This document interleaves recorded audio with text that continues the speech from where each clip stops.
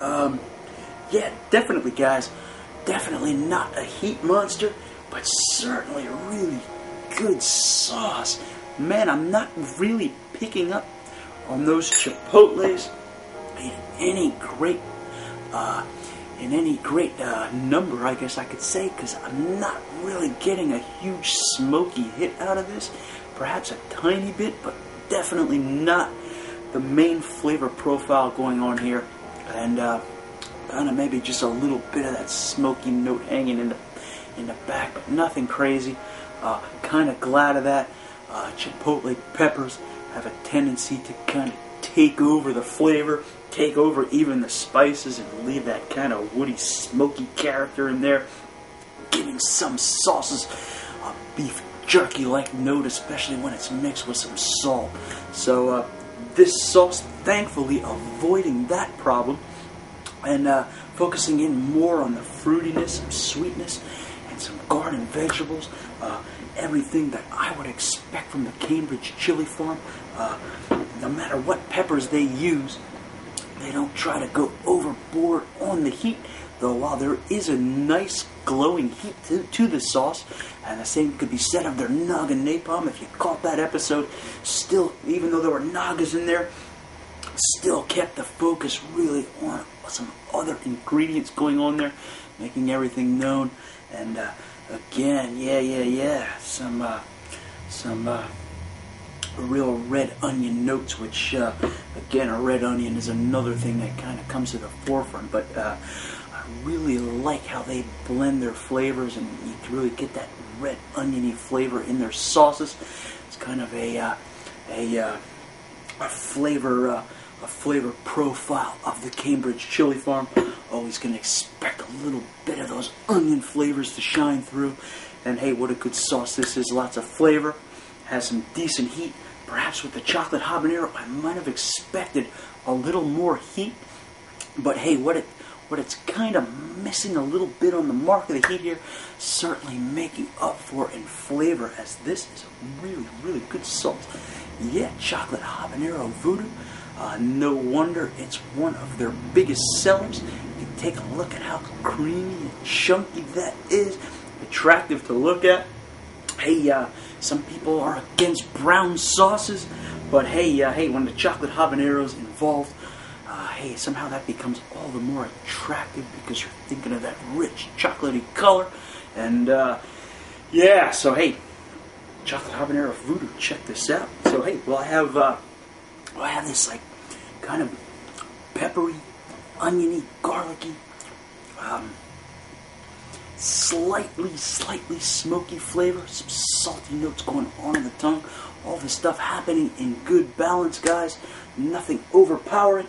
We can once more step to our quiz here, and hey, this is going to wrap things up for today. We were on question 6. We started this yesterday. Among sexual behavior that is forbidden, adultery, incest, and sex with angels. Okay, all of these things. We looked at sex with angels as a quick addendum to this. We talked a little bit last show about the sons of God. We talked a couple shows before about the attempted sex with angels in the city of Sodom. 2 angels came down, disguised as men. The city of Sodom, the residents there, wanting to have homosexual sex with those angels. Didn't happen in that case, but we saw God wasn't too pleased with that. City of Sodom destroyed. We have one more thing to look at here. Is answer B, incest. Okay, incest, kind of a strange subject. Okay, kind of brings a natural repulsion in us. Kind of a disgusting topic actually to talk about, and rightly so. However, hey, this is a Christian show. This is a creationist show. All you creationists out there who believe in Adam and Eve. Okay, I know it's a little difficult, especially for new Christians. The first couple chapters of Genesis, difficult stuff sometimes to digest. Kind of goes against the flow of what we were brought up with and taught. However, we have just to look at Jesus Christ, who makes reference to Adam. And if we're going to bow down on our hands and knees and consider Jesus Lord, then we have to accept all of his words. So Adam and Eve, the first two people created. Okay, of course incest. Perhaps not known as incest quite at that time, however. Okay, incest became a sin much later, during the time of Moses, and there's reasons for that. In the beginning, there was Adam and Eve, so there would be interbreeding among close relations, because basically, guys, there was no other choice. Okay, but hey, we have to look at Adam and Eve are kind of like the factory models of humanity. Okay, their genetic code being uncorrupted. Alright, and the genetic code remaining uncorrupted for those early centuries there. Over time,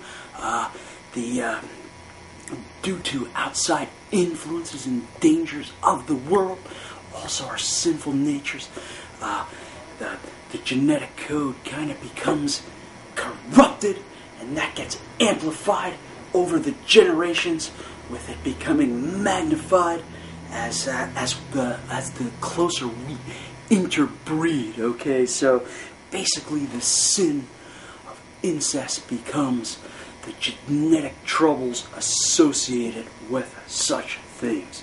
Okay, so by the time of Moses, we had the Lord knowing these problems were going to start occurring, puts it into the Mosaic Law, forbids incest amongst people. Okay, and though some incest occurs after these times, that is basically involving unwilling parties, and by that point established as a sin by God. Okay, so hey, again, even today, incest outlawed in most places, rightly so. Again, genetic difficulties coming, we get magnification or genetic codes with close relative, too closely the same. Problems will be magnified, and recessive genes and all this stuff. We're not here to be a science program on the panel. I don't have time to be a scientist, and I'm not a scientist, so we're not going to get too deeply into that. But knowing that, hey, incest is outlawed today, I would imagine in most countries, and as Paul states in Romans, we are to obey the laws of our country. If they're not in conflict with God. And of course, incest at this point is not in conflict with God. It is condemned during the time of Moses, and from thereafter. So there you have it. So basically, that question is kind of early on. Perhaps it wasn't considered incest. It wasn't sinful because they had to do what they had to do then. And again, there wasn't a great amount of corruption in the gene pool as there is today. So hey, we answered another question on incest. Wow, what a weird subject to be talking about. But hey, it was brought up in our liberal quiz here, so I guess that qualifies. A, B, and C being the right answers there. Hope I answered all those questions to your satisfaction. So hey, we'll be back in 8 to 10 with chocolate habanero voodoo sauce. Hey, don't go away. I'll be right back. Alright, welcome back. Taste panel for chili nerds. Cambridge Chili Farms. Chocolate habanero voodoo. Guys, onions, garlic, chilies. Everything going just right. Good sauce. Great company. Hope to have more from these guys on the panel. Hope I can find more. So look forward to that. Hey, I'm going to run, guys. So read your Bibles, say your prayers, and I'll be back next time. Return to the Lord, your God. Bye-bye.